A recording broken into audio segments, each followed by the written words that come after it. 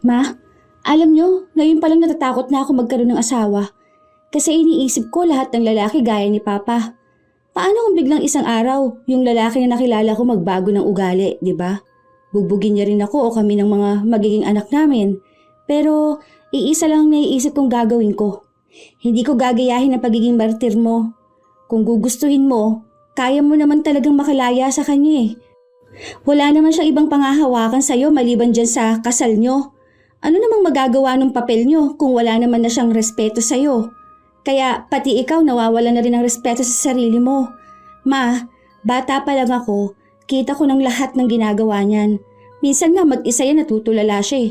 Tapos maya-maya sisigaw na sa galit. Baliw na siya. Kung naiintindihan niyo lang sana ang pinagdaraanan ng papa ninyo, maiintindihan ninyo ako kung bakit ako nagpapakamartir. Ay, ewan ko ma. Kasi kami rin naman nakasama namin ng matagal si Papa. Pero hindi na namin matitiis yung 10 taon siyang ganun. 10 taon pa lang yun. Paano pa sa mga susunod na taon? Wala nang ang pag-asa ang buhay niya. Kayo lang yatang nakakakita ng halaga niya eh. Ano ba ang hantungan ng pagiging mabuting asawa? Yan ang palaging natatanggap na tanong ni Angelina mula sa mga taong nakakaalam ng sitwasyon niya. Dahil sa nagkaroon siya ng irresponsableng asawa, naging dahilan din yon para mas lalong mahirapan ang kanyang mga anak. Ano kayang kahahantungan ni Aris matapos niyang sumailalim sa parusa ng kulam? Magiging mabuti ba siya? O sadyang magpapakalugmok na lang din siya sa paghihirap? Mabuti naman at umuwi ka na. Anong pagkain natin ngayon? Pagkain? Hindi pa ba kayo kumakain ng mga bata? Nasaan ba si Nena? Wala rito. Nandun sa konsentidor niyang lola. Ano na namang ginawa mo sa bata? Tinuturuan ko lang ng leksyon. Nagiging palasagot na sa akin eh. Akala yata niya kung sino lang ako. Nangungutang ako sa kanya ng pera. Ang sabi ko ibibigay ko bukas dahil sweldo mo na. Aba, pinagsabihan ba naman ako na magtrabaho naman ako para hindi ako hihingi ng pera sa'yo? Eh di ba kung hindi ba naman bastos na bata? Ayun, sumabog ang bunganga. Sinunto ko sa bibig. Ano?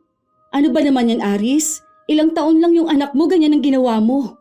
Hindi ako ang mali ha. Kung hindi kasi ang kinukonsinti ng nanay mo, hindi naman magiging ganyan ang batang yon. Tama lang yun na lumayas na siya rito. Wala naman sa pakinabang sa bahay na to eh. Sige na, magluto ka na ron. Kanina pa ako nagugutom.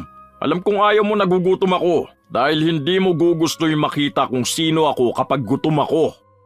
Hindi na nakaapila pa si Angelina. Kahit napagod na siya sa maghapon niyang trabaho, siya pa rin ang nagluto ng kanilang hapunan. Matapos nilang kumain, umalis si Angelina para sunduin ang panganay niyang anak. 17 taon na si Nena, kaya mulat na siya sa kalupitan ng kanyang ama.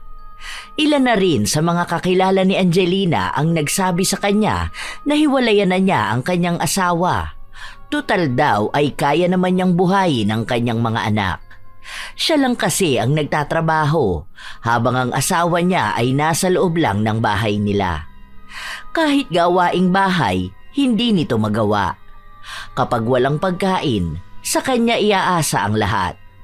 Masyado ring lulong sa online games, kaya minsan naglalabas ito ng pera para ipambili ng kung ano-anong may kinalaman sa nilalaro nito. Mabuti sana kung pera niya ang ginagastos niya. Pero pera ito ni Angelina, galing sa maghapon o minsan pa ay magdamag niyang trabaho. Nang makarating si Angelina sa bahay ng kanyang ina, nakiusap si Nena na doon na lang muna siya tumira. Hindi naman pwede yon, anak. May sarili tayong pamilya, saka hindi naman ito bahay ng lola mo. Nakikitira din naman siya sa tito mo. May sarili din siyang pamilya. Huwag kang makisiksik sa kanila. Ang sabi naman ni tito okay lang naman daw, ma. Masipag naman ako, ma eh. Pwede nga akong maging katulong sa bahay nila. Para yun na lang ang pambayad ko rito at sa school ko. Hindi pwede. Uuwi ka sa bahay. Andoon din ang kapatid at papa mo. Hindi ito ang pamilya mo. Ayoko naman kasi sa bahay. Tingnan niyo nga po, may sugat ako sa bibig ko. Kung gusto niyo pong sumama ako sa inyo, humiwalay na lang tayo ng bahay. Ayoko na makasama si papa. Kakaiba ang ugali nun eh. Pagpasensyahan mo na lang muna ang papa mo, anak ko. Alam mo naman na gano'n ang ugali niya kapag galit siya eh. Huwag mo na lang siyang galitin. Mabait naman siya. Ma, ikaw lang naman ang nagsasabi na mabait siya. Kung ano-ano na nga ang ginagawa niya sa'yo. Nung nakaraan nagalit siya sa'yo, tapos sinampal niya sa'yo yung cellphone niya. Ano ba naman yun? Gawain ba yun ng tunay na lalaki, ma? Saka, ginagastos niya palagi yung sahod mo. Inuubos niya. O kaya kung kani-kanino siya umuutang. Hindi ka ba nagsasawa sa ganong ugali niya, ma? Pwede mo naman siyang hiwalayan. Hindi kami pwedeng basta maghiwalay ng papa mo. Kasal kaming dalawa. Nangako kami sa harap ng Diyos na magsasama kami sa hirap at ginhawa. Ganyan lang talaga siya. Dahil nga may problema siya. Kung hindi naman siya nawala ng trabaho noon, masipag naman ang papa ninyo. Wala akong maalala na naging masipag siya, ma. Ang naaalala ko, kahit na mga bata pa lang kami, ikaw na ang nagtatrabaho. Tapos, palagi siyang nasa bahay lang. Hindi nga siya madalas na lumalabas, pero wala siyang ginagawa. Kami pang naglilinis, nagluluto, kahit paglalaba. Tapos, siya, panilang utos tapos games. Tama lang naman po ang sinabi ko kanina, na bakit kasi siya uutang sa akin, allowance ko nga itong bigay ni Lola.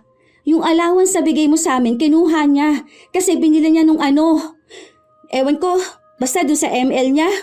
Kung kailangan niya pala ng pera, di sana naman magtrabaho na siya. Sige na, ako na ang kakausap sa papa mo. Umuwi na tayo. Huwag ka nang sasagot sa kanya, ha? Kapag mga ganyan sa akin mo sabihin. Napilit niya ang kanyang anak na sumama sa kanya. Umuwi sila ng bahay habang si Aris ay nanatiling gising. Nagmumura ito habang gigil na gigil sa laro niya.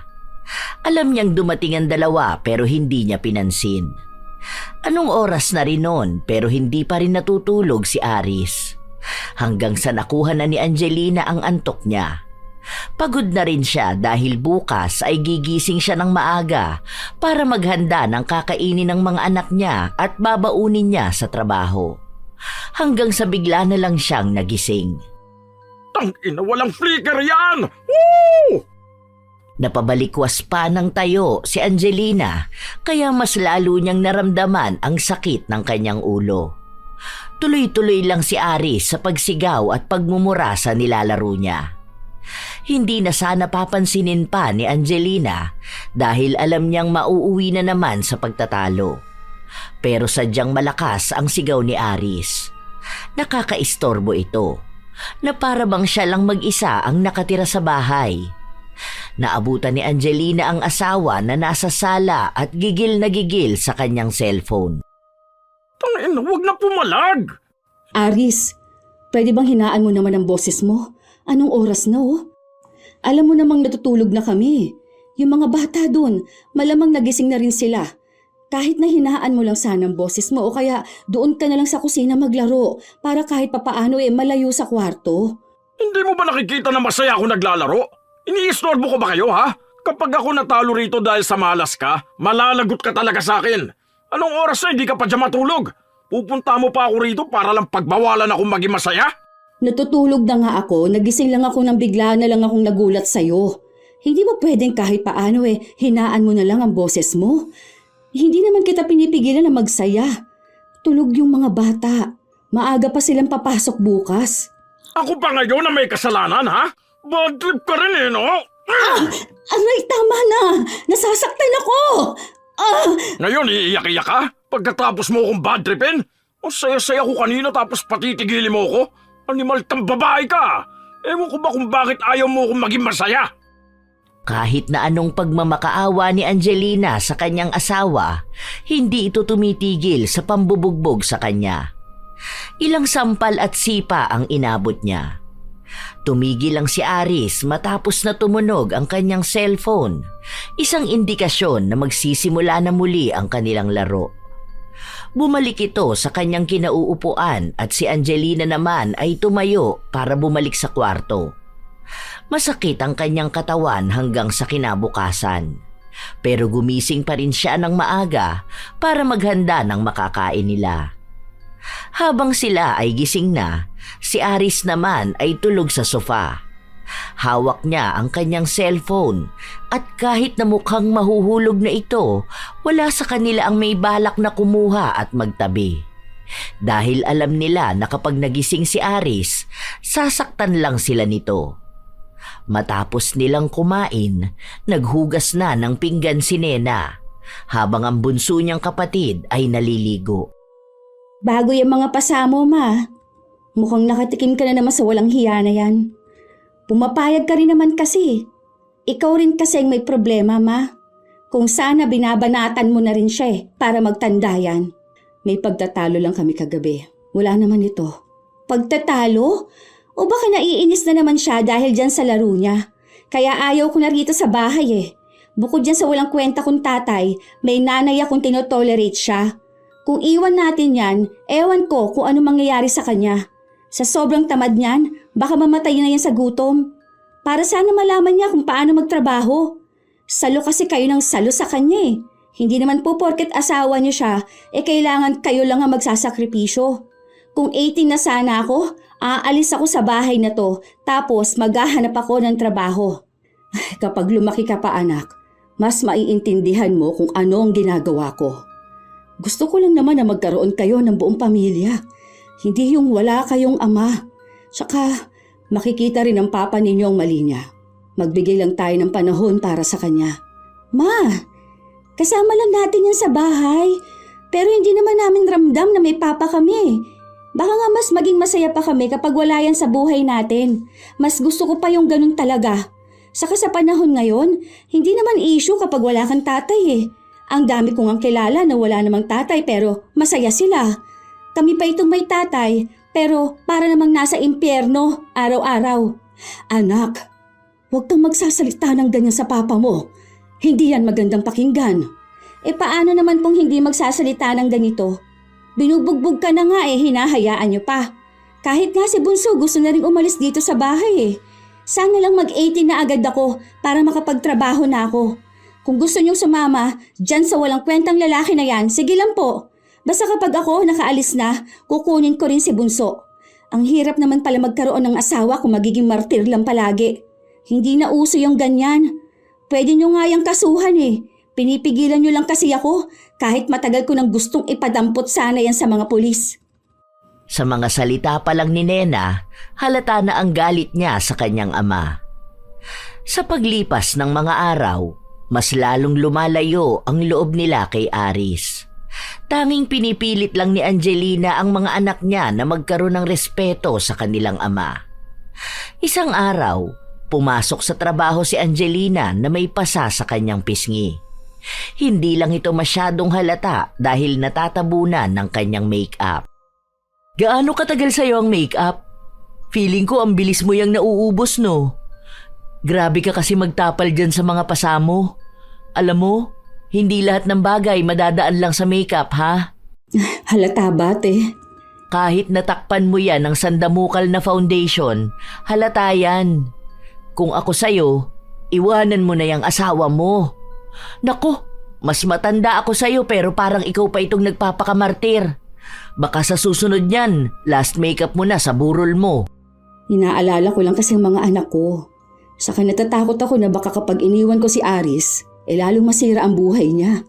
Buhay niya yun. Hindi mo nahawak ang desisyon niya. Hindi ibig sabihin na mag-asawa kayo, ikaw na lang din ang bahala sa buhay niya. Siya ang lalaki. Dapat nga siya pa ang mas nagpapakita sa inyo na karapat dapat siyang magstay sa pamilya niyo. Ang daming lalaki, Angelina. Kung hindi ka na rin mag-aasawa, di ang gawin mo na lang, focus ka sa sarili mo o sa mga anak mo. Gusto ko kasing ibalik yung dating Aris. Hindi naman kasi siya ganyan noon. Mabait talaga siya. Tapos hindi siya nananakit. Masipag din at mahal ang pamilya namin. Nagkaroon lang talaga ng problema noon dati sa pinapasukan niya at tinanggal siya. Tapos simula nun, parang pakiramdam niya na hindi na siya magaling o hindi siya mahalaga. Kaya nga pinararamdam ko sa kanya na mahal ko siya at ng pamilya namin. Baka sakaling maisipan niyang hindi lang sa dati niyang trabaho natatapos ang buhay niya, na may iba pang mas maganda at mas mahalaga. Hindi man lang niya naisip yun sa halos 10 taon niyang tambay. 10 taon yun, Angelina. Hindi yun 10 buwan lang. Isipin mo, kung ang isang tao tambay ng 2 dekada, paano siya mabubuhay? Paano siya kakain? Tapos may mga anak pa siya. 10 taon ka na kamong tanga sa kanya eh. Ni hindi nga siya nagbibigay ng pera sa'yo, sinasaktan ka pa. Alam mo, tama talaga ang anak mo eh. Kahit naman ako ang nasa kalagayan ng bata, aalis talaga ako. Iiwan din kita. Ikaw ang tanga. Kung magbabago ang asawa mo, magbabago siya. Kung ayaw niya, iwan mo. Ay nako, ang bata mo pa. Nasa 40 ka pa lang naman. Pwede ka pang magkaroon ng bagong asawa. Baka mas matuwa pa ang mga anak mo kapag ganun. Ilang tao na ba ang nagsabi ng mga ganong salita kay Angelina? Hindi na niya mabilang sa dami. Mga dating kaibigan, mga dating katrabaho at kakilala. Pero ni isa sa kanila ay wala siyang pinakinggan. Maging ang mga magulang niya at kapatid ay nagsasabi na sa kanya. May isa pa nga sa kapatid niyang nagpakulong kay Aris dahil minsang naabutan na binubugbog siya. Pero si Angelina mismo ang nag-atras ng kaso.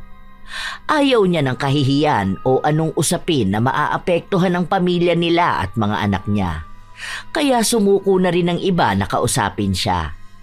Hinahayaan na lang siyang magpakatanga sa asawa niya hanggang sa siya na mismo ang magsawa. Ilang linggo pa ang nakalipas, halata kay Nena na wala siyang gana kapag nasa loob siya ng bahay. Wala silang pasok sa trabaho, ganun din si Angelina. At sa halip na magpahinga, naglaba pa siya. Ako na dyan, ma. Tapos na ako maglinis sa loob. Medyo basa pa yung sahig sa kusina. Magpahinga ka na lang po muna. Alam ko namang pagod ka na. Wala naman kaming pasok bukas kaya bukas na lang po ako magpapahinga. Ikaw ang dapat magpahinga kasi yung kamay nyo, ginagamit nyo na sa work mo. Tapos hanggang dito sa bahay, kaya siguradong pagod na yan. Ang akala ko ba aalis kayo ng mga kaibigan mo? Hindi ba ang sabi niyo pupunta kayo dun sa dyan sa may parang park sa likod ng palengke? Hindi na po. Saka na lang. Busy rin naman sila eh. Tsaka ang daming labahin ngayon, ma. Kung may washing machine lang sana tayo mas madali lang to. Tapos ito pang mga damit na to, dapat hindi na to nilalabhan eh. Tamad naman nagsusuot nito. Pilit na inaagaw ni Nena ang mga nilabhan ng kanyang ina. Kamay lang ang gamit nila. Kinukusutan ang mga damit dahil nasira ang kanilang washing machine. Balak pa nga sana nilang ipaayos yun pero ibinenta lang ni Aris ng mura sa magbobote. Dahil nagpupursige si Nena na siya na lang ang maglaba, hinayaan na lang siya ng ina. Nagtungo na lang si Angelina sa loob ng kanilang kwarto para sana magpahinga na. Nang maabutan niya ang asawa na nasa kama, nakadapa ito habang naglalaro. Masakit ang likod ko. Hilutin mo nga ako. Kahapon ko pa gusto magpahilot eh. Maya-maya pa lang. Ipapahinga ko muna itong kamay ko. Naglaba kasi ako eh. Medyo masakit pa kasi parang kumikirot ang mga daliri ko. Anong mamaya? Masakit nga ang likod ko. Gusto ko magpahilot. Ano, tatamad-tamad ka ngayon? Hindi ba gawain mo yan bilang asawa? Huwag mo ako sisimangutan dyan ha, sinasabi ko sa'yo. Sandali lang, hahanapin ko lang yung langis. Bilisan mo, kukupad-kupad ka dyan. Sakit na nga ng balikat ko dahil parang ang dami kong lamig. Bilisan mo! Hindi rin nakapagpahinga si Angelina dahil inasikaso niya pa rin ang nais ng kanyang asawa. Ilang araw pa ang nakalipas, wala pa ring pagbabago. Palagi pa ring galit si Aris at kahit na wala naman siyang ginagawa ay sinasaktan siya. Hanggang sa isang araw, napilitan na siyang gawin ang sinasabi sa kanya ng mga kakilala niya. Ang iwanan niya si Aris. Pero halos 1 linggo lang, muli silang nagbalikan. Hindi kasi kaya ni Angelina na malayo sa kanyang asawa. Gabi-gabi siyang umiiyak at hinahanap ito. Isang araw, habang nasa trabaho sila, kinausap siya ni Vilma. Sure ka na ba dyan na magbabago na talaga ang asawa mo? Sus, Baka naman nagpapadala ka na naman sa matatamis niyang salita, ha? Hindi nate. Ang sabi naman niya sa akin, totoo na raw na magbabago siya. Kita ko rin naman sa kanya yon. Kasi ngayon, naghahanap na siya ng trabaho. Sa totoo nga, may mapapasukan na siya eh. Mag-start na siya next week. Aba di mabuti naman kung ganon. Di ba, ang sabi ko naman sa'yo, kapag iniwan mo yung asawa mo, malalaman niya rin kung anong mawawala sa kanya kapag hindi siya nagtino. Ano namang sabi nung panganay mo? Ayun, naiinis pa rin siya sa akin, pero alam kong maiintindihan niya rin ako. Kasi ngayon pa lang, kita na niyang nagbabago na ang papa nila. Tinutulungan na sila sa gawaing bahay. Ang saya ko nga eh. Ito yung sinasabi ko kaya ayokong sukuan ng asawa ko. Alam ko na babalik siya sa dati. Magiging matino at responsable. Yun ang akala ni Angelina. Pero ilang araw din ay bumalik na naman sa dati ang kanyang asawa. Hindi kasi ito nakuha sa pinapasukan niyang trabaho. Doon na naman nagsimula ang pagiging bugnutin niya. Minsan, kahit sa paglalaro niya, hindi siya nalilibang.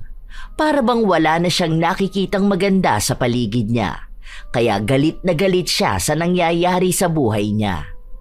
Isang gabi, umuwi si Angelina kung saan malayo pa lang siya, dinignan niya ang sigaw ni Nena na halatang kaaway na naman ang kanyang ama. Napatakbo si Angelina papasok sa loob ng bahay nila. Totoo naman na wala kang kwentang lalaki ah. Kasi kung may kwenta ka, hindi mo hahayaan na si mama lang ang magtrabaho para sa atin.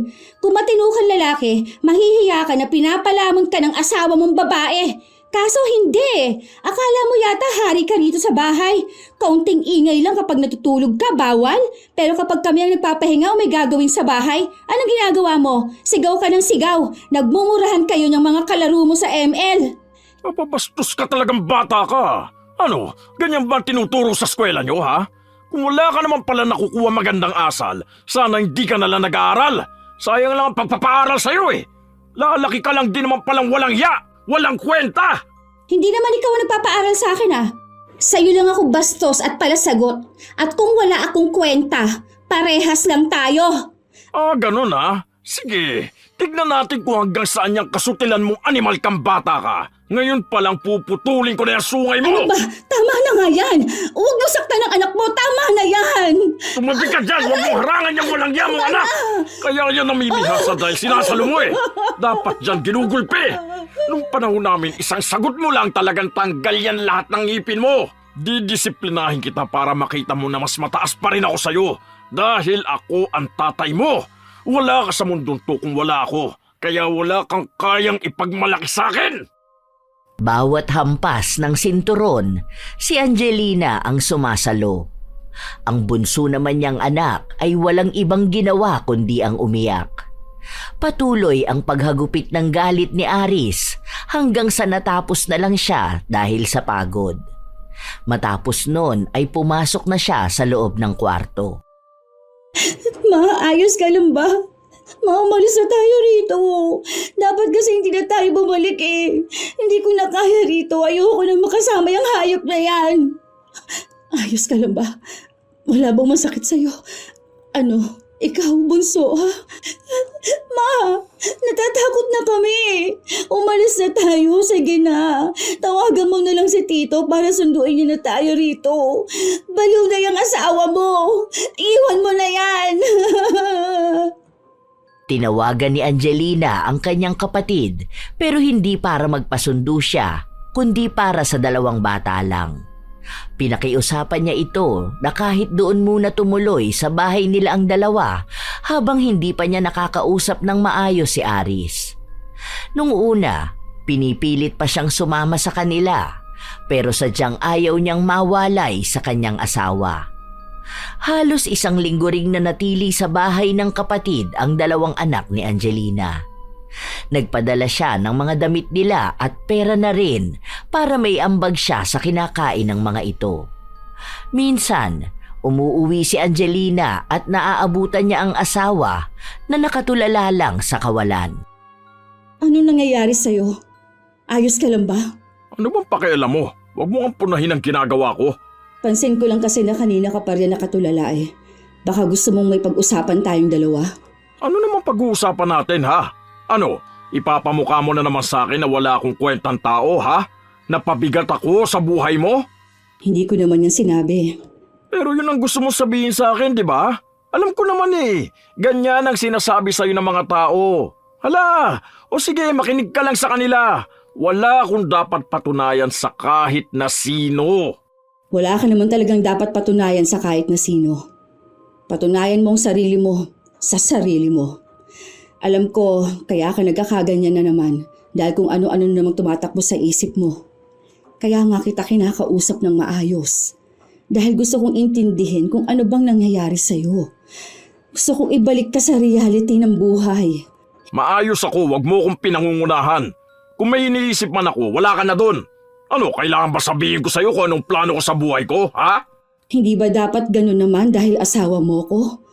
Ilang taon na tayo magkasama. Alam ko yung mga pananahimik mo, may ibig sabihin yan. Kung may kailangan ka, baka matulungan kita, hindi ba? Kung kailangan mo ng kausap, kung kailangan mo ng advice. Tanga ka ba? Sinabi ko na nga sa'yo na hindi ko kailangan. Maayos na ako. Kung may iniisip man ako, hindi mo na kailangan malaman yon. Totally, isa lang din naman ang pinaniniwalaan mo eh. Katulad lang din ng iba na wala akong mararating sa buhay. Yan, lumabas din ang totoo. Napipressure ka na naman sa buhay.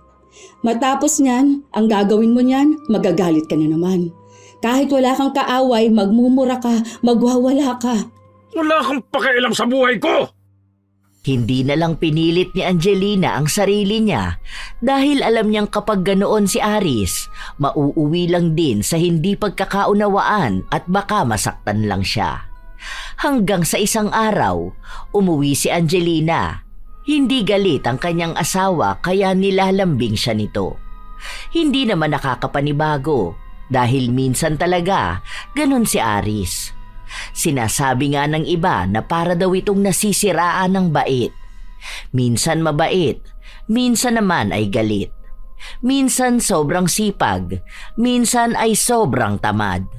Hindi mahulaan ang tunay na pag-uugali. Tanging si Angelina lang ang kayang pagtiisan ang ganong gawain ni Aris. Ang maganda kong misis, pagod ka na ba? Gusto mo ba masahihin kita? Sige mamaya kapag nakapagpahinga ka na. Hindi ka ba maglalaro ngayon? O naka-charge ang phone mo? Hindi, gusto ko kasi na magkaroon tayo ng oras para sa isa't isa. Alam mo ba na nagluto ako? Kaso nga lang wala mga anak natin eh. Kaya sa ating dalawa lang muna yun. Pero may sobra naman eh kung gusto mong ipadala sa kanila. Ay o nga pala, may trabaho na ako. Start na ako bukas. Oh, talaga ba? Totoo? Saan ka nag-apply ng trabaho? Lumalabas ka pala ng bahay? Oo nga. May nakilala ako sa laro ko dito sa ML. Tapos sabi niya pwede niya raw ako ipasok sa trabaho niya. Sakto raw, naghahanap sila ng mekaniko. Hindi ko na tinanggihan kasi mukha namang maganda ron. Saka mabait to. Tropa ko na to rito kahit hindi pa kami nagkikita. Ay, salamat naman. Sana nga maging maayos ka dyan sa trabaho mo. Alam ko na gusto mo rin magkaroon ng trabaho eh. May maganda rin palang dulot yung paglalaro mo. Ayun na nga, kaya nga hindi ko na rin palalampasin tong trabaho na to. Naging maayos naman si Aris nung mga naunang araw. Masipag siyang pumasok. Pero dahil sinumpong na naman siya ng kakaiba niyang pag-uugali, natanggal siya sa trabaho. Ang dahilan ay dahil may nakaaway siyang isang customer nila. Galit na galit daw sa kanya ang amo niya, kaya ibinigay na ang sahod niya at sinabi na kahit na kailan ay hindi na siya makakabalik sa trabaho na yon. At sasabihin din ito sa kanyang mga kaibigan na wag na siyang kukunin. Nang sa gayon, maghihirap siya lalo. Buwisit talaga yun? Kung alam ko lang, grinipuhan ko na sa tagiliran yung buwisit na yun eh. Napakayabang niya, kala mo kung umastan, talino at ang yaman niya talaga. Kaya pala unang kita ko pa lang sa kanya, nanginginig na yung lamang ko eh. Sobrang sama naman pala talaga ng pag-uugali. Buwisit! Buwisit! Mas lalo ka namang mapapahama kung ganun ang ginawa mo. Makukulong ka pa. O baka mas malala pa ang mangyari sa'yo kung nagkataon, hindi ba? Mayaman pa naman yun. Baka pati pamilya natin idamay. Ang babata pa ng mga anak natin. Alam mo naman ang gawain ng mga ganyan. Babawian ka nila sa pamamagitan ng pamilya mo. Maawa ka naman sa amin. Nakakainis ba naman? Ilang beses niyang tinapakan ng pagkalalaki ko. Tapos ito pang si Jordan, akala mo kung sino rin? Kung umasta daig pambos. Porke ba siya nagpasok sa akin, pwede niya na akong ganunin? Huwag ko lang talaga yung makikita sa labas. Sinasabi ko sa kanya, magpapang-abo talaga kaming dalawa. Wala naman sila mga alam eh. Ang bobobo pa nila kung tutusin. Tapos ako pa ang gagaguhin nila? Huwag ka nang halang muna lumabas. Baka kung ano pang magawa mo eh. Hindi mo pa naman napipigilan yung galit mo. Baka magdala ka pa ng gulo. Aba, talaga magkakaroon ng gulo. Hindi rin naman ako papayag na basta lang ganitong gawin nila sa akin. Huwag ko lang talaga sila makikita, mga buwisit sila!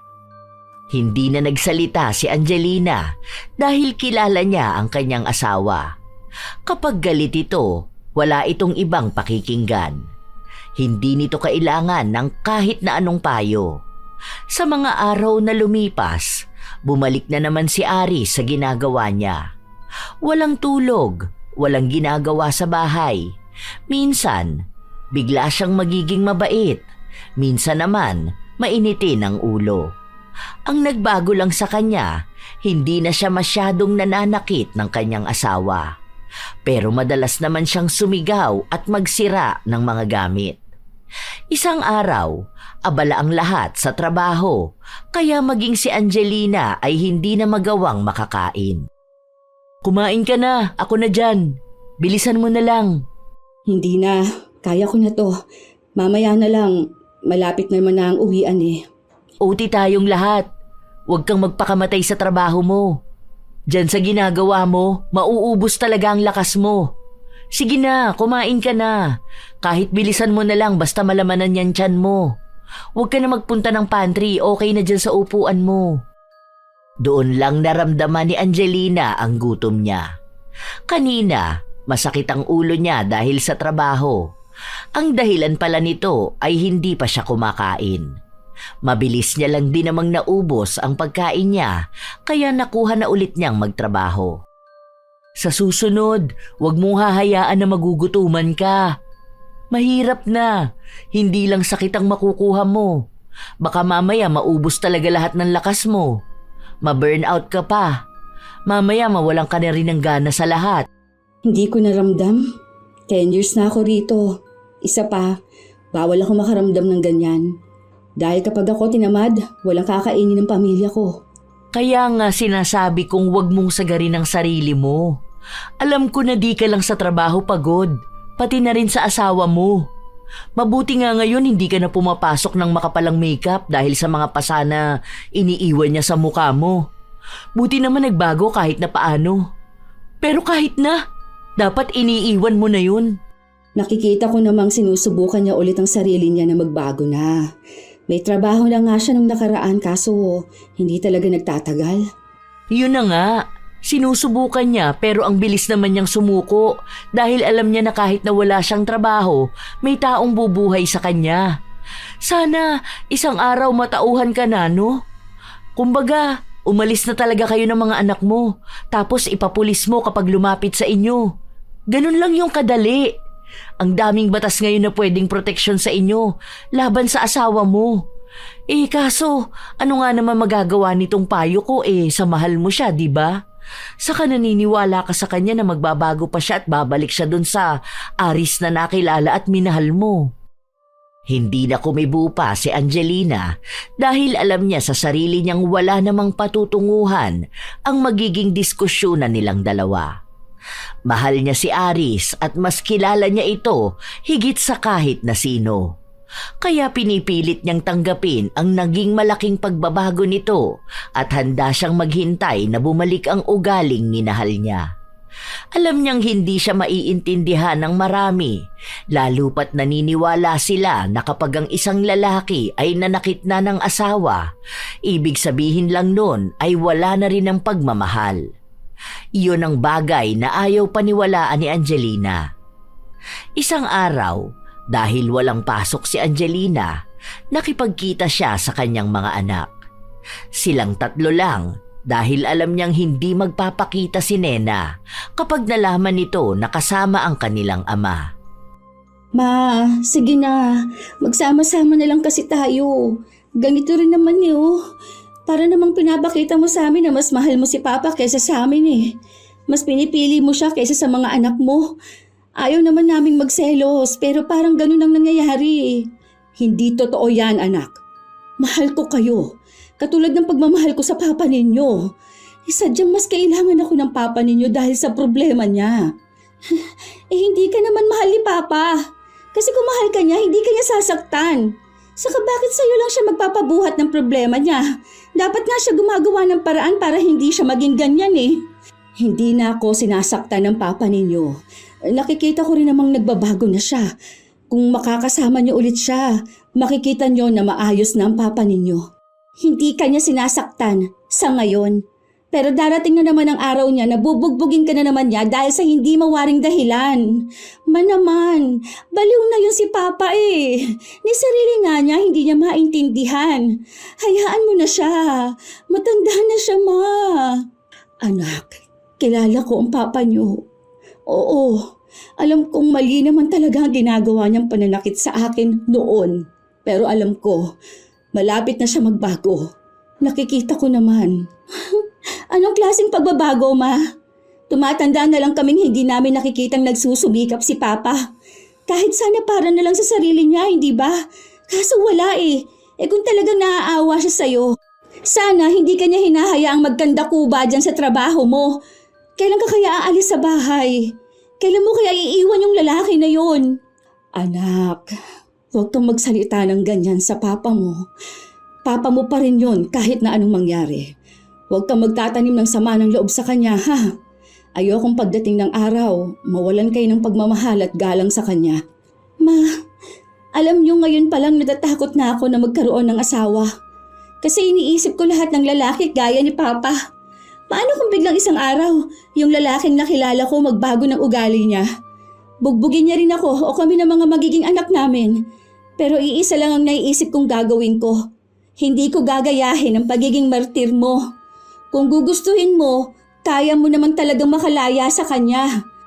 Wala naman siyang ibang pangahawakan sa iyo maliban dyan sa kasal na kayo eh. Ano naman magagawa ng papel niyo kung wala naman na siyang respeto sa iyo? Kaya pati ikaw mawawala na rin ng respeto sa sarili mo. Ma, bata pa lang ako, kita ko ng lahat ng ginagawa niya. Minsan nga mag-isa yan tulala siya eh. Tapos maya-maya sisigaw na sa galit. Baliw na siya. Kung naiintindihan niyo lang sana ang pinagdaraanan ng papa niyo, maiintindihan niyo ako kung bakit ako nagpapakamartir. Ewan ko, ma. Kasi kami rin naman nakasama namin ang matagal si Papa. Pero hindi naman namin matiis yung 10 taon siyang ganon. 10 taon pa lang yun. Paano pa sa mga susunod na taon? Wala nang pag-asa ang buhay niya. Kayo lang atang nakakakita ng halaga niya. Nena, hindi ba sabi kong huwag kang magsasalita ng ganyan tungkol sa papa mo? Kahit nagalit ka sa kanya, huwag kang ganyan.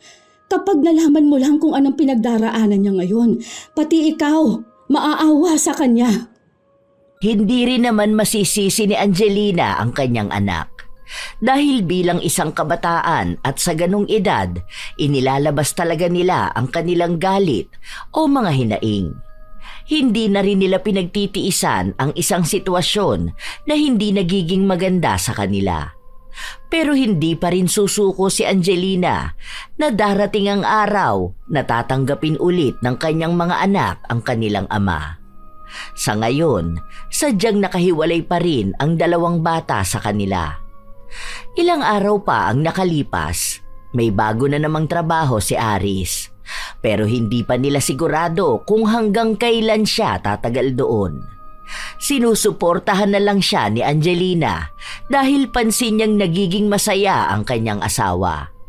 Ayaw niya rin kontrahin ito dahil baka mawala na naman ng pag-asa sa buhay si Aris. Asawa ko, papasok na ako sa trabaho ko ha. Sige, mag-iingat ka. Dala mo naman ang susi ng bahay, hindi ba? Baka kasi OT na naman kami ang daming pinagagawa ngayon.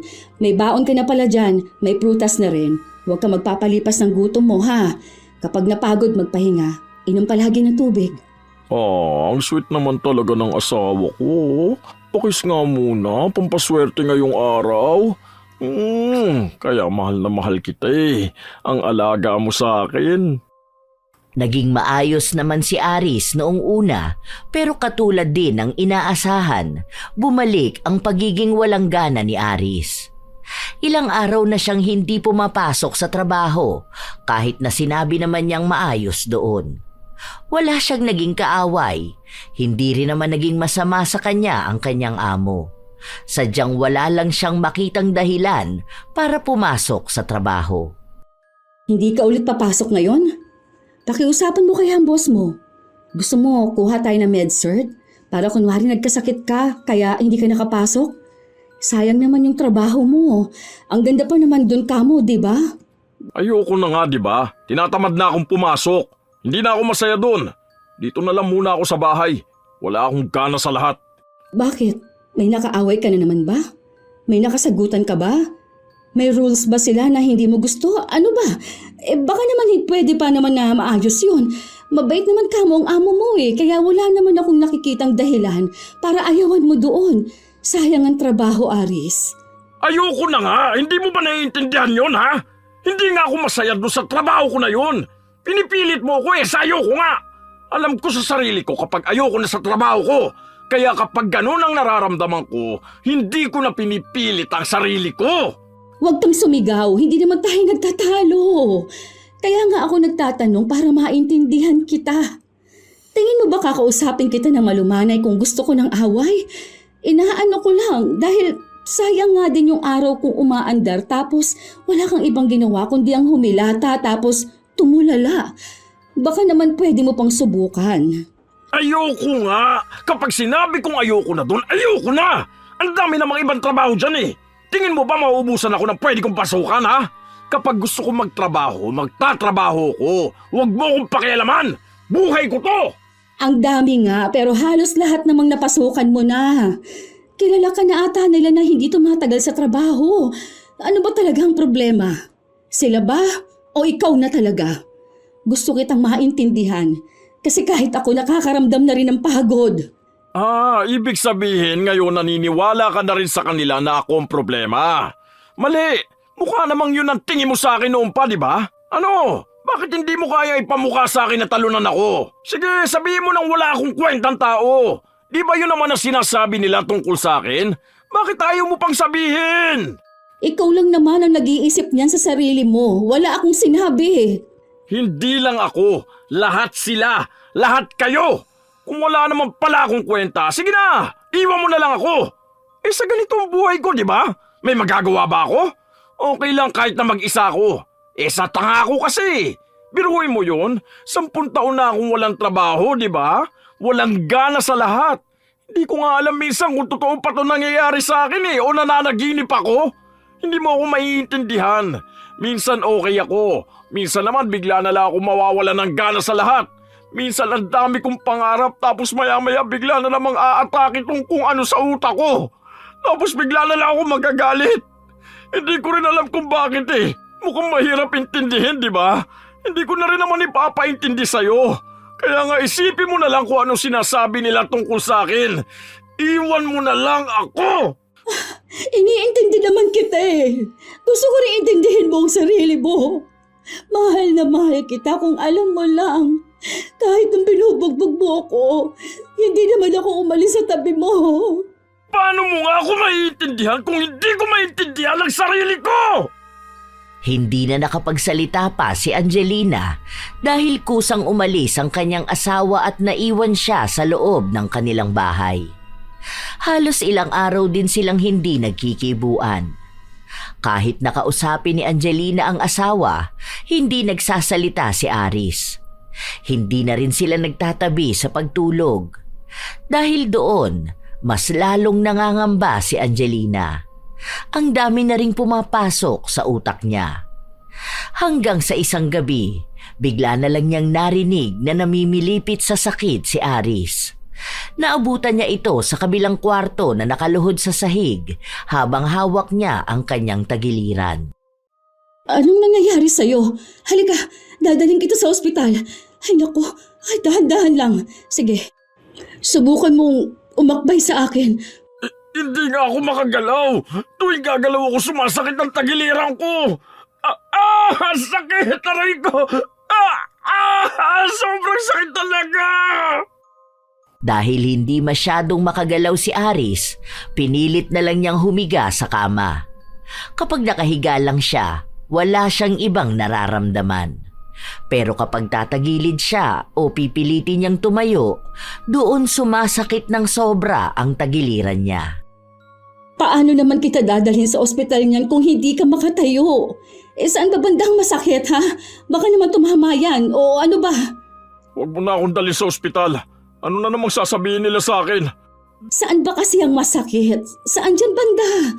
Dito, sa may baba ng ribs. Masakit ba kapag pinipiga? Baka naman appendix. Hindi na dapat babalik yun. Naoperahan na ako noon. Tinanggal na yun. Saka ibang sakit to eh. Hindi naman tulad noon. Parang may kakaiba. Tingnan natin hanggang bukas. Kapag hindi pa rin nawala, subukan mo na lang munang tumayo para makapunta tayo ng ospital. Sabihan mo lang ako kapag may nararamdaman ka o kung ano ang kailangan mo. Kaya nga ako tumayo dahil naiihi ako. Paano yan ngayon? Baka kaya yan sumakit dahil naiihi ka. Sandali lang. Kukuha na lang ako ng arenola.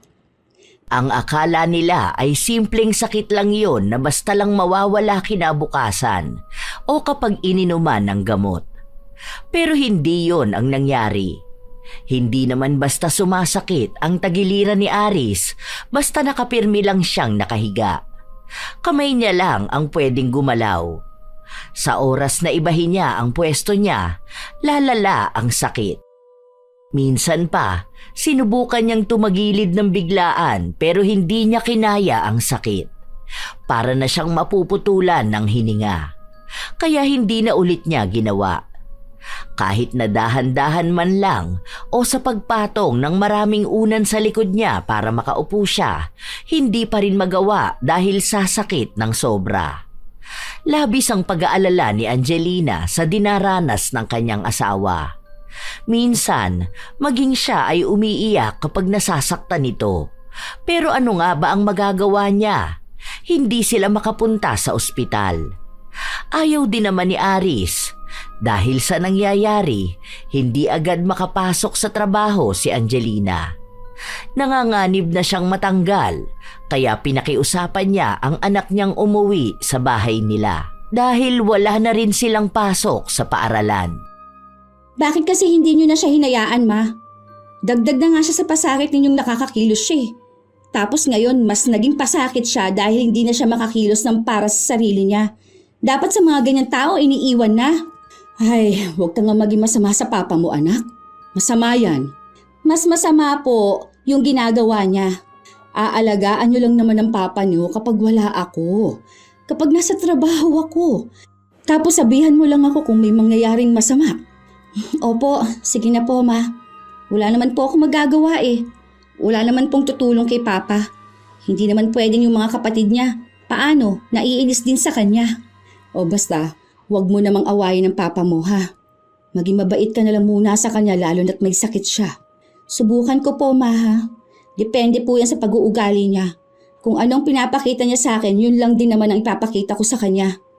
Maging mabait lang siya para naman maging mabait din ako sa kanya. Kahit na paano ay nakampante si Angelina na may magbabantay sa kanyang asawa. Pero kahit na ganon, hindi pa rin siya nagkakaroon ng maayos na pag-iisip. Napapadalas pa rin ang pagkakamali niya sa trabaho. Ilang beses na rin siyang pinatawag at pinagalitan. Dahil doon, kinausap ulit siya ni Vilma. Gusto mo ba talagang mawalan ka ng trabaho? Hindi naman sa ganun, te. Iniisip ko lang yung kalagayan ng asawa ko. Yung katawan ko nandito sa trabaho pero utak ko nasa bahay. Baka kasi mamaya kung ano nang nangyayari sa kanya, hindi ako mapakali. Iniisip mo nga siya. Hindi mo naman iniisip ang sarili mo. Konting awa naman sa sarili mo, Angelina. Kapag ba nawalan ka ng trabaho, may magagawa bang tulong ang asawa mo sa'yo? Wala naman, di ba? Pero kasi, te... Puro ka na lang pero. Ilang pagpapatawad na yung ginawa mo sa asawa mo. Huwag mong idahilan na kaya ka nagstay sa pagiging mag-asawa nyo dahil gusto mong ayusin ang buhay niya. Hindi mo maaayos ang buhay niya kung siya mismo ayaw niyang ayusin. Siguro sapat na yung 10 taon mong pagpipilit na ayusin siya. May sakit man siya o wala, baka siguro tama na. Tumatak kay Angelina ang mga salita na yon. Lalo pat napapansin niyang walang nagbabago sa kanyang asawa. Minsan pa, naaabutan niya sa pag-uwi na nagtatalo sina Nena at Aris. Pati siya ay pagod na. Umaabot sa punto na pati siya, pakiramdam niya ay sira na ang buhay niya. Isang araw, wala siyang pasok sa trabaho.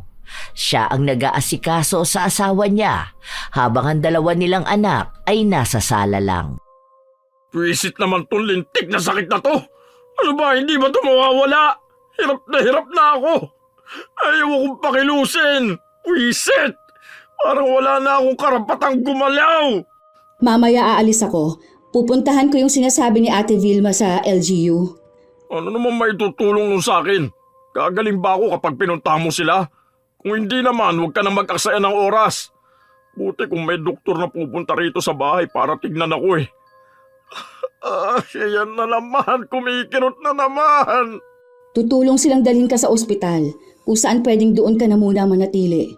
Merong sinabi sa akin si Ate Vilma na kapag daw nag-request ako, may tutulong daw na alagaan ka. Basta raw maipakita kung hindi na namin kayang alagaan ka, lalo na kung sa pinansyal. Hindi naman din may pagkakaila yun dahil siguro halata din na isa lang naman akong bumubuhay sa atin. Ano sinasabi mo? Na ipamimigay mo ako sa iba? Kung yun talaga ang kailangan gawin sa'yo, wala na rin ako magagawa. Hindi ka na kayang alagaan ng mga bata dahil pati sila inaaway mo.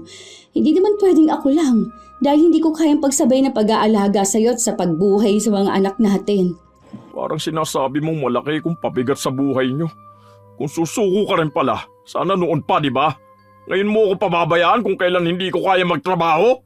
Bakit hindi pa noon? Hindi ko rin alam eh.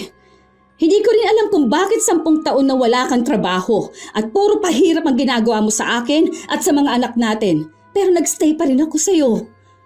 Baka kasi akala ko noon kaya pa kitang maayos. Pero baka tama nga sila. Hindi kita kayang ayusin kung hindi mo maaayos ang sarili mo. Siguro sa mga anak na lang natin ako magfo-focus ngayon. Kasi sila yung napabayaan ko, kaiisip ko sa'yo eh.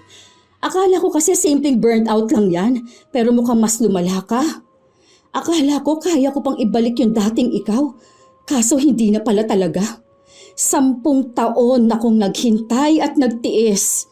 Siguro naman, sapat na yon para iparamdam ko sa'yong hindi agad ako sumuko. Hindi ba? Yung mga pambubugbog mo sa akin noon, sa mga bata, binaliwala ko kasi ang akala ko dahil lang yon sa kung anong-anong naiisip mo. Para namang hindi mo alam ang dahilan kung bakit ako nagkaganito. Pwisit yung dati kong trabaho. Hindi naman ako maghihirap sa lintik na buhay na to kung hindi siya naging toxic sa akin.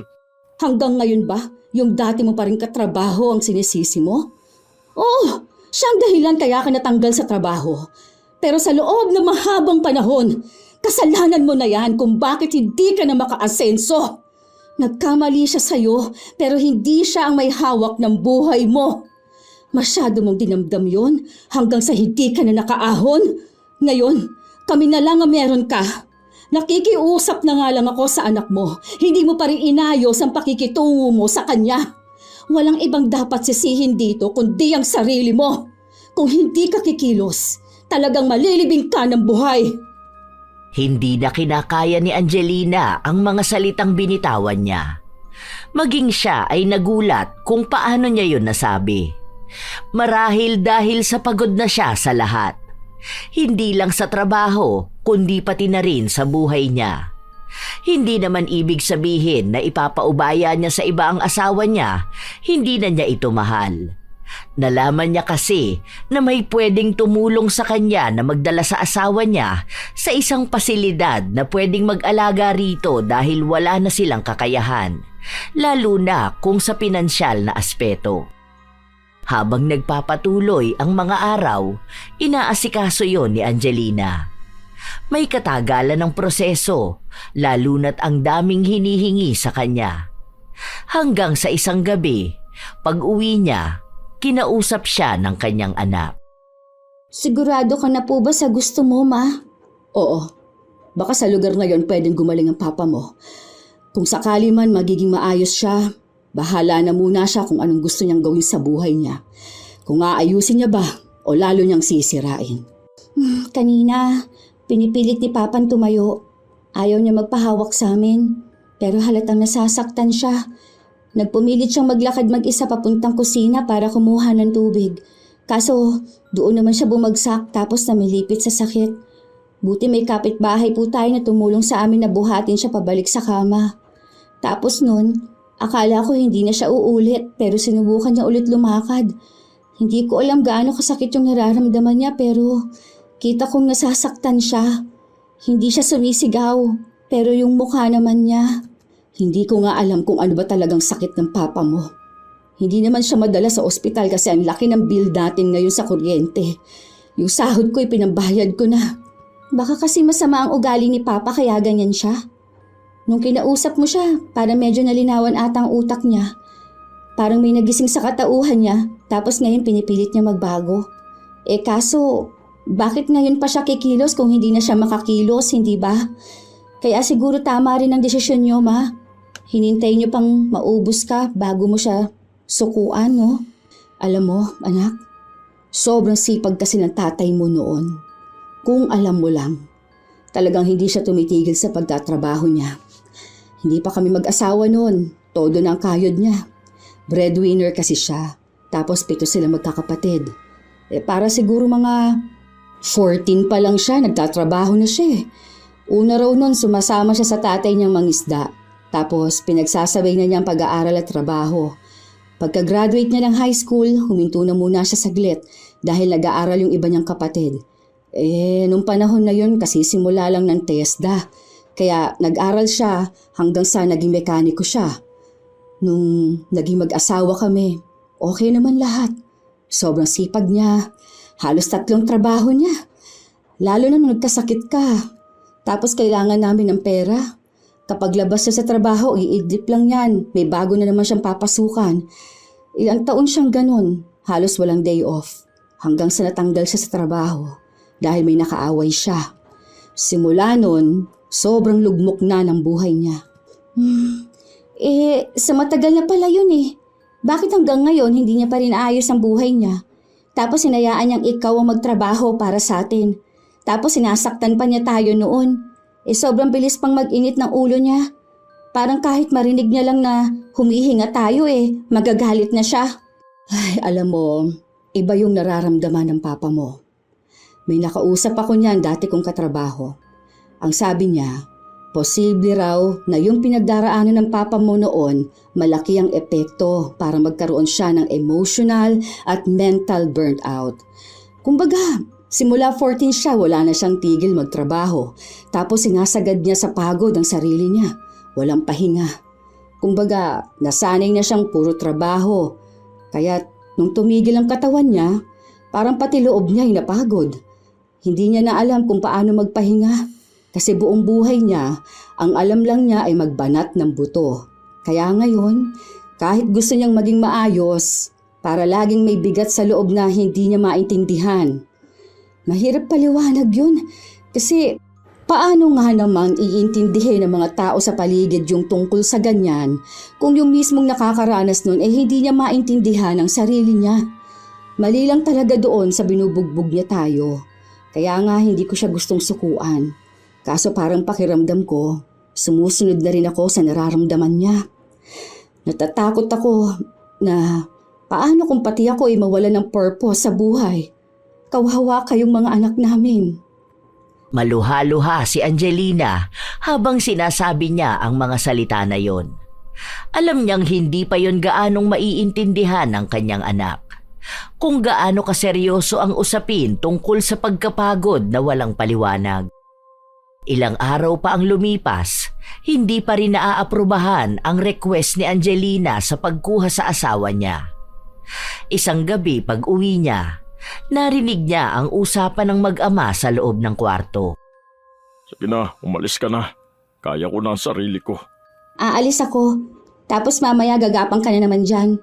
Tapos itiisin mo yung sakit sa tagiliran mo. Kaya ko na nga, di ba? Kapag sinabi kong kakayanin ko, kakayanin ko. Kaya mo naman pala eh. Bakit hindi mo pa kinaya nun? Naghintay ka pang mahirapan ka bago mo pa malaman na kaya mo pala. Kung hindi ka pa siguro nahirapan ng ganyan, baka hanggang ngayon patuloy ka pa rin umaasa kay mama. Hindi na nagsalita pa si Aris. Matapos nun ay lumabas ng kwarto si Nena kung saan nakita niya ang ina na nakatayo lang doon. Hindi na kumibo pa ang dalagita. Nagpunta na siya sa kwarto nilang magkapatid. Si Angelina naman, pumasok sa loob ng kwarto at nilapitan ng asawa niyang nagpupumilit na tumayo. Lintik na masakit to! Bakit ba ayaw akong tigilan? Huwag ka na kasing kumilos. Ang tigas din kasi ng ulo mo. Ano bang kailangan mo? Kailangan kong kumilos para sa sarili ko. Wala na nga akong kwenta, di ba? Ano na naman ba yung sinasabi mo? Humiga ka na nga lang dyan. Sakit! Huwag mo nang pilitin ang sarili mo. Hindi mo nga kaya. Kaya ko to. Kaya ko. Aray ko! Humiga ka dyan. Huwag mong pilitin at baka mapano ka palalo. Nagkaroon pa ng kaunting pagtatalo ang mag-asawa bago nakinig si Aris. Dahil sadyang hindi na talaga niya kayang kumilos pa para sa sarili. Kahit na anong pilit niya, lalo lang siyang nasasaktan. Sabihan mo ako kapag may kailangan ka pa. Andito yung tubig. Tapos kapag iihi ka, abutin mo lang ito. Para hindi ka na masyadong kikilos pa. Magbibihis lang muna ako ha. Balikan kita mamaya. Mamaya na. Huwag ka na munang umalis. Bakit? May kailangan ka pa ba? Wala naman. Gusto ko lang ng kasama at kausap. Sige, uupo na lang muna ako rito. Sabihin mo na lang kung anong gusto mong sabihin. Alam ko, hindi ko na dapat tinatanong to pero naging sobrang sama ako bang tao sa loob ng ilang taon. Alam ko naman na oo ang isasagot mo. Kasi binubugbog kita nun eh. Kaya nga galit na galit sa akin ang pamilya mo, pati mga kakilala natin. Pero alam mo, hindi ko alam kung ano nangyari sa akin eh. Sa tagal ng panahon, pakiramdam ko wala ako sa lupa. Para ako nakalutang sa panaginip ko. Siguro yun din ang kinagagalit ko eh. Hindi ko alam kung saan ako napapagod, kung kanino ako dapat nagagalit. Kung may pag-asa pa ba ang buhay ko, sadyang ganito na lang ako. Hindi ko alam. Kaya ngayon hindi ko kayo masisisi kung tinatakwil niyo ako. Tingnan mo nga, kahit paggalaw lang di pa pwede. Pinipilit ko naman ngayon kaso hindi ko talaga kaya ang sakit. Naiintindihan kita. Kaya sorry kung napagod din ako sa mahabang panahon na pagtitiis. Mahal pa rin kita dahil asawa pa rin kita. Pero sa ngayon, ako naman yung napapagod. Hindi ka dapat humingi ng tawad. Ako dapat ang humingi ng tawad sa'yo. Ako ang may kasalanan. Ako yung nagpakalubog sa problema ko noon. Ang dami na sanang pag-asa, hindi ko pa rin ginawa dahil sa kung ano-anong nararamdaman ko. Pakiramdam ko wala na akong pag-asa. Kaya naging mainitin ang ulo ko. Tapos kapag ano na nararamdaman ko, hindi ko na alam ang ginagawa ko kaya nakakasakit ako. Maling-mali. Alam ko yun. Hindi ko lang alam kung paano ako lalaban. Paano ako tatakas dito sa problema ko. Baka hindi mo kailangan takasan. Baka kailangan mong maging matapang na harapin. Kung ilang taon mo nang iniisip na makatakas dyan, baka yun ang mga taon na nasayang sa'yo. Para maharap mo yun, kailangan mong tanggapin kung ano bang nangyayari sa'yo. Saan ka napapagod? Tagal mong itinago yung pagod na yan eh. Hanggang sa yan nang naningil sa'yo para magpahinga. Kaso, ang pangit nang naging resulta. Dahil hindi ka na nakagawa ng mas magandang bagay. Huwag ka mag-alala. Nandito naman ako. Tinutulungan naman kita. Pero mas makakabuti kung pababayaan mo na muna ako. Hayaan mo akong gumawa ng paraan para makaalis ako sa problema kong to. Pangako ko, kapag naging maayos na ang lahat sa akin, babawi ako sa iyo at sa inyo na mga anak natin. Gusto kong maging maayos ulit. Naniniwala naman ako sa'yo. Salamat. At patawarin niyo ako kung ganito ako. Pangako, babawi ako. Hindi lang to basta pangako. Ipapakita ko na magbabago ako. Lahat ng usapan na yon ay narinig ni Nena. Kanina pa siya nakatayo sa labas ng kwarto. Doon niya mas lalong naunawaan kung ano ang ibig sabihin ng kanyang ina. Sabihin man niya na masama si Aris, may katiting pa rin sa kanyang kalooban na ama niya pa rin ito. Kung tunay nga nagagawa si Aris ng paraan para magbago, baka oras na ring aminin niya sa ina ang ginawa niya. Nag-aalangan pa nung una si Nena na lapitan ng ina na nasa kusina para sabihin ang ginawa niya. Hanggang sa nagawa niya ring sabihin na siya ang dahilan kung bakit hindi makagalaw ang ama. May nakilala raw siyang isang mangkukulam at dahil galit siya sa ama, naisip niya itong ipakulam. Ano ba namang ginawa mo, anak? Alam mo masama ang pagpapakulam. Pwede ka pang mapahamak sa ginagawa mo. Galit nga po ako. Isa pa, kung hindi ko naman po siya pinakulam, tingin niyo makikita niya ang kahalagahan ng pamilya natin? Tingin niyo po ba, pipilitin niya ang sarili niya kahit na nahihirapan siya? Mali po ako, pero mali din naman po si Papa. Hindi ako galit. Nagulat lang ako, anak. Mabuti na lang sinabi mo. Naku, kailangan natin ipagumot ang Papa mo. Sa susunod, huwag mo na yang uulitin, Kahit na kanino ka pagalit. Dahil baka may malaking balik sa'yo ang ginagawa mong ganyan. Ikaw rin ang mapapahamak, anak. Itinago ni Angelina ang ginawa ng kanyang anak. Kaya ang akala ni Aris ay may sakit talaga siya. Nakahanap naman sila ng albularyo na gagamot kay Aris na hindi rin makakaapekto kay Nena.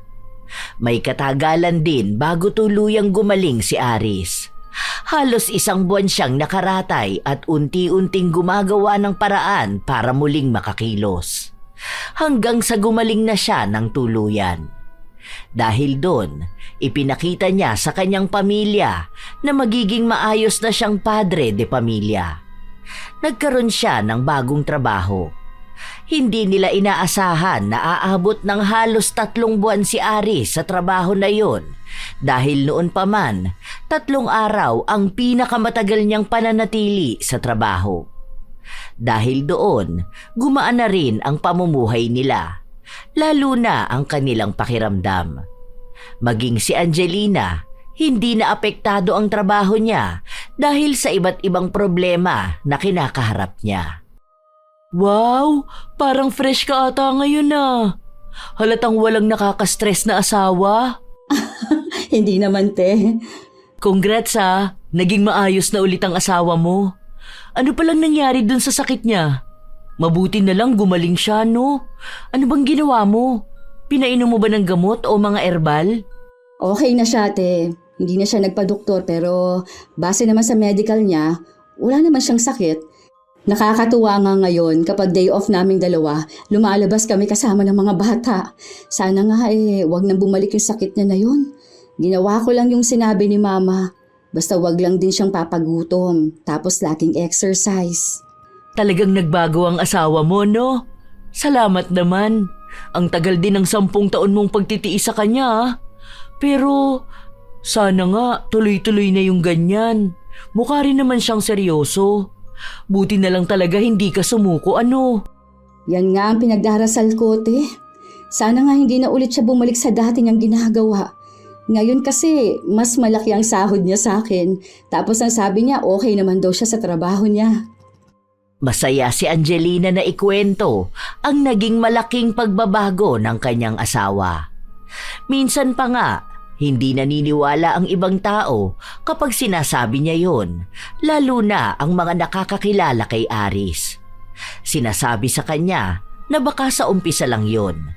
Tapos sa susunod, babalik na naman sa pagiging tamad, mainitin ang ulo at mapanakit. Pero para kay Angelina, mas naniniwala siyang nagbabago na nga ang kanyang asawa. Hanggang sa ilang taon ang nakalipas, tuluyan nang naging responsable si Aris at dahil kaya na ulit niyang maging haligi ng pamilya, nagpasya na silang umalis na sa trabaho si Angelina para siya naman ang makapagpahinga. Alam ni Aris na ang dami na ring binitbit na pagod ng kanyang asawa. Gusto mo bang i-massage kita, asawa ko? Mamaya na lang bago matulog. Kailangan ko tapusin tong niluluto ko pauwi na ang mga bata. Oh, bakit ganyan ka tumingin sa akin? Wala lang. Sa tuwing nakikita kasi kita, naaalala ko kung gaano ako kaswerte sa'yo. Hindi ko akalain na napagtiisan mo ang ugali ko ng ganong katagal. Hindi pa sapat ang mga ginagawa ko para makabawi sa inyo ng mga anak natin. Gusto kong bigyan pa kayo ng mas magandang buhay. Sorry kung naging tamad ako, ha? Ano ka ba? Hindi ka tamad. Sadyang na burnout ka lang. Pero at least ngayon na kaya mo ng labanan yan, di ba? Nakakabawi ka na. At kita naman namin yon. Huwag mong sagarin ang sarili mo. Kapag napagod ka, magpahinga ka. Kasi baka sa iwas mo sa pagod, yung katawan mo nang manghihingi ng pahinga. Salamat pa rin dahil hindi mo ako sinukuan. Mahal na mahal kita. Sakto naman na sa pagyayakapan nila ay dumating ang dalawa nilang anak at nakisama na sa kanila. Maging sina Aris at Nena na nagkaroon ng hindi magandang samahan noon ay naging maayos na rin. Lalo pat nakikita ni Nena na tinupad na nga ng kanyang ama ang pagbabago na pangako niya. Sa mga sumunod pang taon, nakapagtapos na ng pag-aaral si Nena at dahil magtatrabaho na rin siya, bumukod na siya ng bahay. Pero minsan ay nagpupunta pa rin siya sa kanila, lalo na kapag pagod siya at kailangan ng kalinga ng mga magulang. Minsan talaga, dumarating sa punto ang isang tao na nakakagawa sila ng mali, lalo na kung patuloy silang naghahanap ng paraan para mabigyan ng parusa ang isang tao.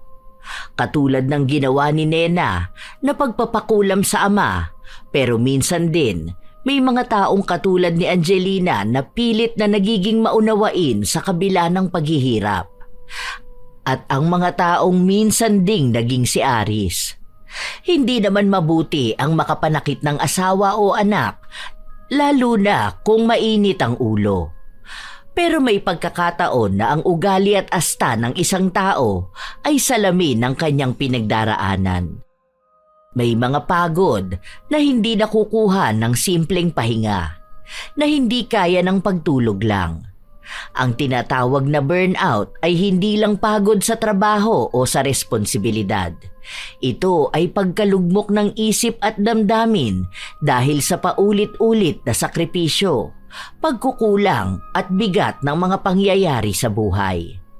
Nararamdaman naman ito ng kahit na sino, lalo na ng mga taong naniniwala na kaya nila ang lahat ng bagay kahit walang pahinga.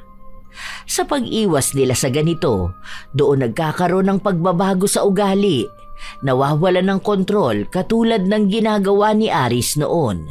Pero kahit ganon, hindi kailanman nagiging tama ang pananakit. Hindi ito solusyon, kundi dagdag sugat, hindi lang sa iba, kundi pati sa sarili nila. Kaya sa mga taong nakakaranas nito, bago man o mahabang panahon ng pinagdurusahan, ang pinakamabuting paraan ng pagbangon ay ang muling pagkilala sa sarili. Bumalik sa kung sino ka ba bago ka napagod. Bilang ikaw na marunong tumawa, mangarap at magmahal. Kaya mga apo, kung pakiramdam nyo ay wala kayong gana o parang wala ng saysay ang lahat, huminga ka muna. Hindi mo kailangang ayusin ang lahat sa isang araw. Kailangan nyo lang ng pahinga bago lumaban ulit. At kung kayo ay may opinyon at kwento, maaari nyong ibahagi yan para amin ding mabasa. Naway may aral kayong natutunan. Tunan. Tunan. Tunan. Tunan. Tunan.